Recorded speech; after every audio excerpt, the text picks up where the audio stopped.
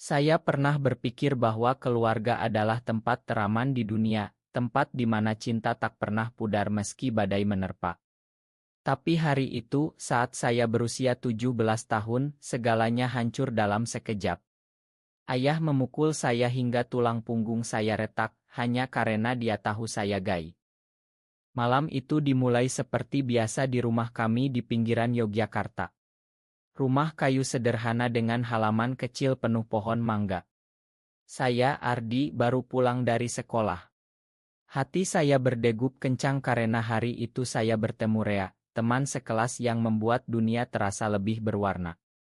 Kami hanya berbicara di belakang gedung olahraga, tapi tatapannya membuat saya merasa hidup untuk pertama kalinya. Ayah sudah menunggu di ruang tamu. Wajahnya merah padam, tangannya memegang sabuk kulit yang biasa dipakai untuk menghukum. "Kamu apa-apaan ini, Ardi? Orang bilang kamu mesum sama cowok," teriaknya. Suaranya menggelegar, membuat ibu yang sedang di dapur terdiam ketakutan. Saya mencoba menjelaskan, tapi kata-kata tersangkut di tenggorokan. "Ayah, saya suka cowok. Itu saja." Air mata saya jatuh. Saya harap dia mengerti, harap ada sedikit belas kasih di matanya yang biasa tegas tapi penyayang. Tapi tidak. Sabuk itu melayang memukul punggung saya berkali-kali. Rasa sakitnya seperti api membakar. Saya jatuh, kaki saya tak lagi bergerak. Ayah terus memukul, sambil berteriak bahwa saya telah mencoreng nama keluarga, bahwa saya anak setan yang harus dihapus dosanya. Ibu menangis memohon, tapi ayah mendorongnya hingga terjatuh. Tetangga mendengar keributan, tapi tak ada yang berani masuk. Di masyarakat kami, urusan keluarga adalah urusan pribadi, apalagi soal penyimpangan seperti ini. Pagi harinya, saya terbangun di rumah sakit. Dokter bilang tulang punggung saya patah, kemungkinan besar lumpuh permanen. Ayah tidak datang. Dia malu, katanya pada ibu. Malu punya anak seperti saya. Sejak itu, hidup saya berubah total. Dari remaja lincah yang suka main bola di sawah, menjadi pemuda yang terkurung di kursi roda. Ibu merawat saya dengan penuh kasih, tapi matanya selalu basah. Adik perempuan saya, Lina, yang saat itu baru 10 tahun, sering duduk di samping tempat tidur saya, memegang tangan saya sambil bertanya kenapa ayah marah besar. Saya tak pernah membenci ayah sepenuhnya. Di balik kemarahannya, saya tahu ada ketakutan. Dia dibesarkan di desa Konserati, di mana laki-laki harus kuat, punya istri dan anak-anak. Gay baginya adalah kutukan, sesuatu yang akan membuat keluarga dikucilkan. Tahun-tahun berlalu. Saya belajar hidup dengan keterbatasan. Saya kuliah secara online, belajar desain grafis dari kamar kecil kami. Rea. Dia menghilang setelah kejadian itu. Katanya keluarganya pindah ke Jakarta karena takut rumor.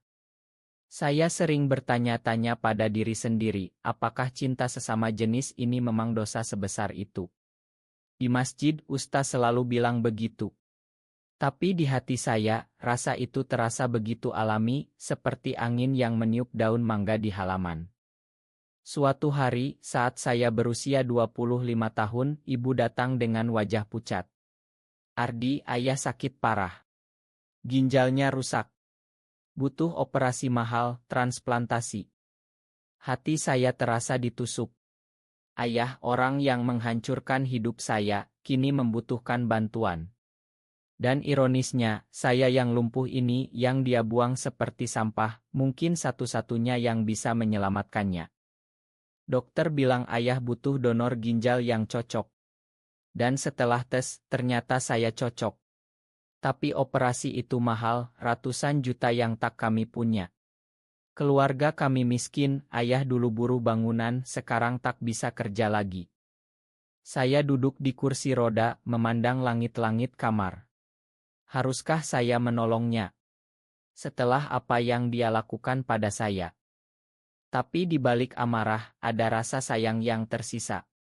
Ayah yang dulu mengajari saya naik sepeda, yang membelikan es krim saat ulang tahun. Apakah pengampunan mungkin dalam cerita seperti ini? Saya memutuskan untuk mencari cara. Saya mulai menggalang dana online, menceritakan kisah saya tanpa nama ayah. Saya lumpuh karena kekerasan keluarga saat remaja, kini ayah saya butuh operasi untuk hidup. Responsnya campur aduk. Ada yang menyumbang dengan ikhlas, ada yang menghujat, bilang saya pantas lumpuh karena dosa. Tapi perlahan uang terkumpul. Di tengah itu saya bertemu lagi dengan Rea. Dia muncul di komentar donasi, mengirim pesan pribadi. Ardi, ini Rea. Aku dengar kisahmu. Boleh kita bertemu? Hati saya bergetar. Setelah 8 tahun dia kembali. Dan kali ini mungkin ada harapan baru. Pertemuan dengan Rea terjadi di sebuah kai kecil di Malioboro. Saya datang dengan kursi roda, ibu mendorong dari belakang. Rea sudah menunggu, lebih dewasa sekarang, dengan senyum yang masih sama membuat hati hangat. Ardi, katanya pelan, matanya berkaca. Dia memeluk saya hati-hati, takut menyakiti. Bau parumnya sama seperti dulu, membuat kenangan banjir kembali. Kami berbicara lama. Rea cerita dia pindah ke Jakarta karena ayahnya takut, tapi dia tak pernah melupakan saya. Dia kuliah kedokteran, sekarang jadi dokter muda di rumah sakit swasta. Aku selalu menyesal tak membelamu waktu itu, katanya, suaranya bergetar. Aku takut, Ardi. Takut keluargaku tahu. Saya mengerti. Di Indonesia ini menjadi gay seperti berjalan di atas tali tipis. Satu salah langkah jatuh ke jurang penolakan. Sejak pertemuan itu, Rea sering datang. Dia membantu kampanye donasi saya, bahkan menghubungi teman-temannya yang kaya. Uang semakin terkumpul, tapi masih kurang banyak. Ayah dirawat di rumah sakit yang sama tempat Rea bekerja. Suatu hari, Rea bilang, aku bisa atur agar kamu donor untuk ayahmu. Tapi kamu yakin? Saya ragu. Malam-malam saya tak tidur, memandang foto keluarga dulu saat masih utuh. Ayah tersenyum memegang saya kecil di pundaknya. Aku mau coba makan dia, kataku pada Rea. Bukan karena dia pantas, tapi karena aku ingin bebas dari dendam. Rea memegang tangan saya. Kamu kuat, Ardi. Lebih kuat dari yang kamu tahu. Perlahan, perasaan lama kembali. Kami mulai dekat lagi, tapi kali ini lebih hati-hati. Kami bertemu di taman, berbicara tentang mimpi. Rea bilang dia ingin membuka klinik kecil untuk pasien miskin, termasuk yang dari komunitas seperti kami.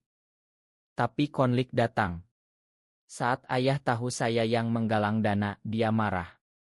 Jangan pakai cerita kotor itu untuk minta belas kasihan, teriaknya lewat telepon pada ibu. Ibu menangis. Ayah masih keras kepala, Ardi. Saya sakit hati, tapi tak menyerah.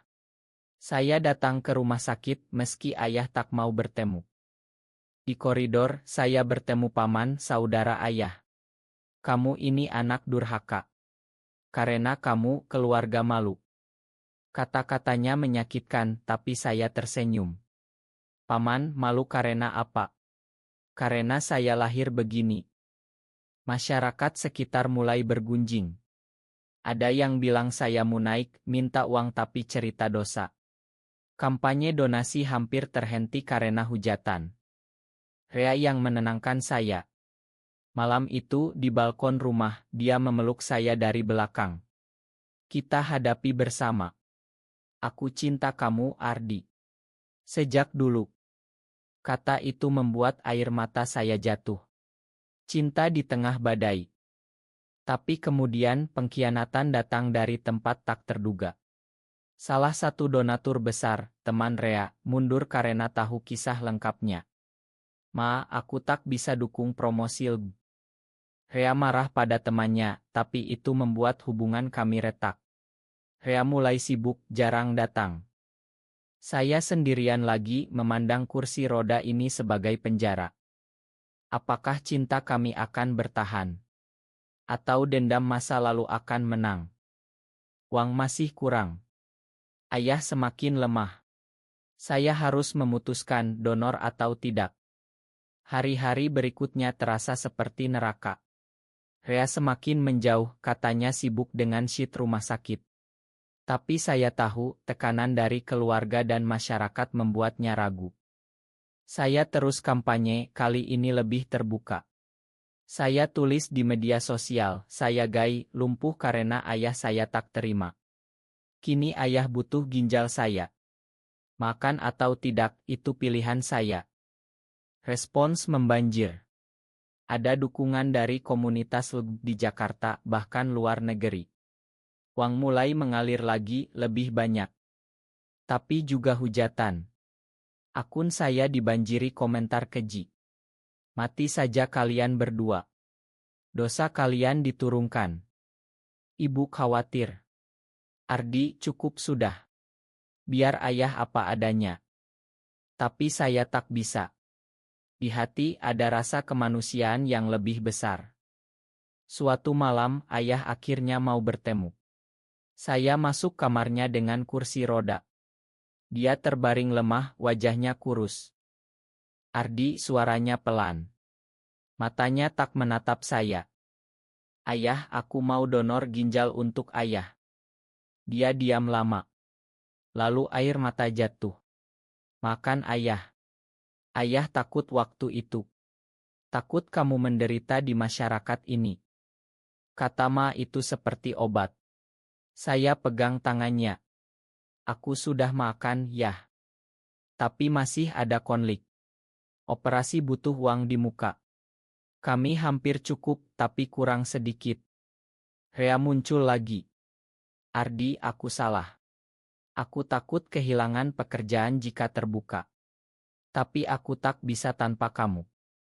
Kami berpelukan di taman rumah sakit. Cinta kami kembali lebih kuat. Rea membantu atur operasi.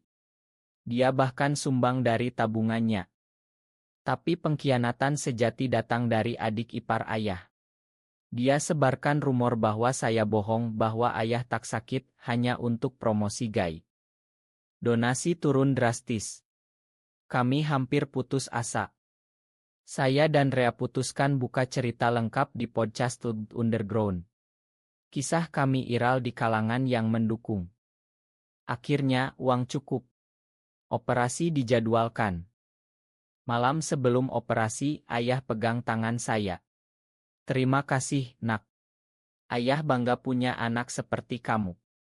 Air mata kami bercampur. Pengampunan datang meski terlambat. Operasi berjalan lancar. Ginjal saya cocok sempurna dengan ayah. Dokter bilang pemulihan akan lama, tapi harapan ada. Rea selalu di samping merawat saya di ruang pemulihan. Kamu pahlawan, Ardi. Tapi pemulihan tak mudah. Rasa sakit luar biasa dan komplikasi muncul. Ineksi ringan membuat saya demam tinggi. Ayah di kamar sebelah juga lemah.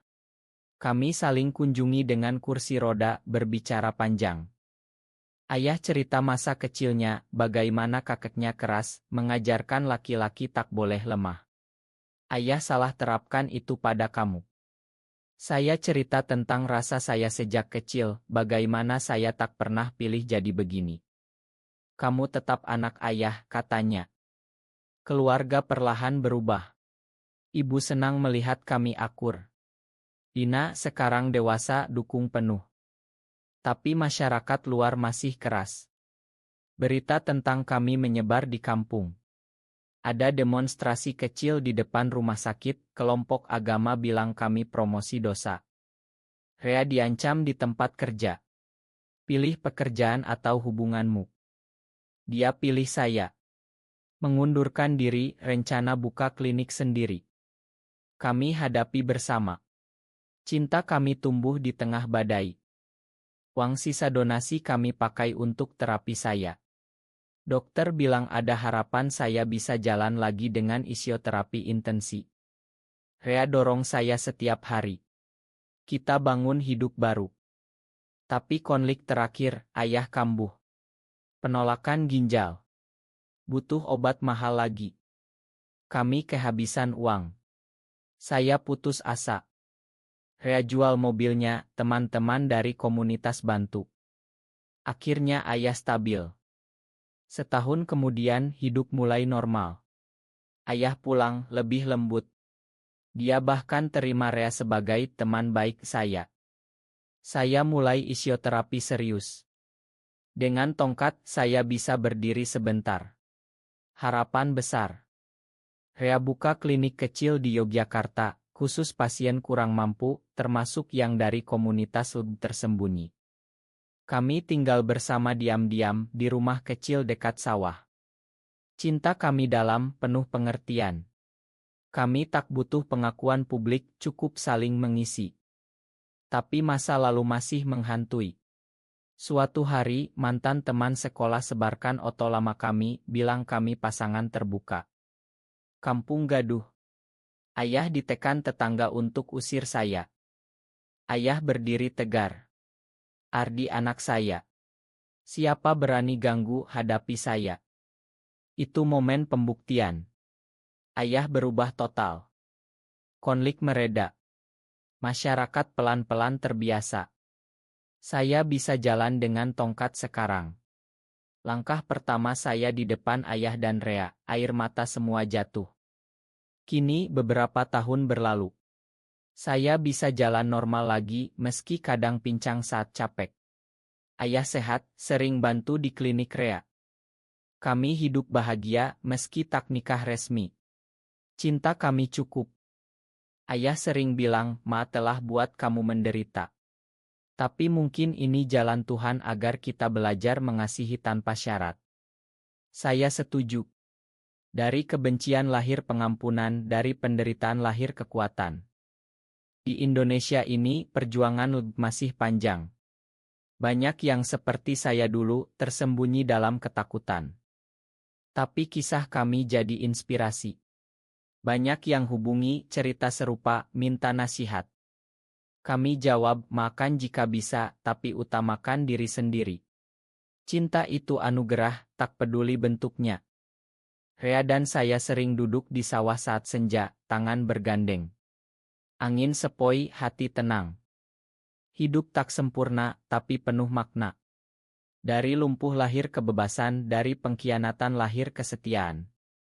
Ini kisah saya. Kisah tentang pengampunan, cinta, dan harapan.